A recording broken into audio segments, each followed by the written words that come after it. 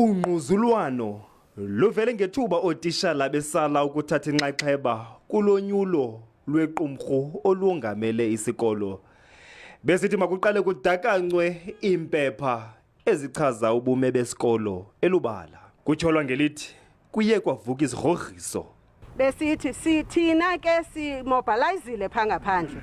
Imob yalapha kule lali yasemqwangqweni engqeleni iyeza abantwana sibakhuphile ngapha kweyadi. Umbutho wabazali uyaziphika izityholo besithi bacela ootishala babuye.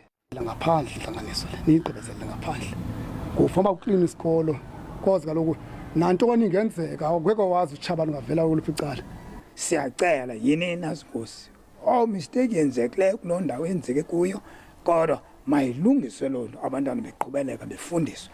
Inqununu umnumzana Zolani Lungu uthumele abezikelo zosasazo i-SABC kwisebe lezemfundo ze liphefumle. Ootishala bethe babamba intlanganiso engeyosesikweni engeyosemthethweni esikolweni baye balandelelelwa torhwana bachazelwa into yobana ngaba akufanelekanga uba bahlale imeeting apha kho bani ugxothiweyo. Abatishala bathi bafuneke kuphicothwe ubume bezimali besisikolo kuphandwe nolwawulo lwenqununu.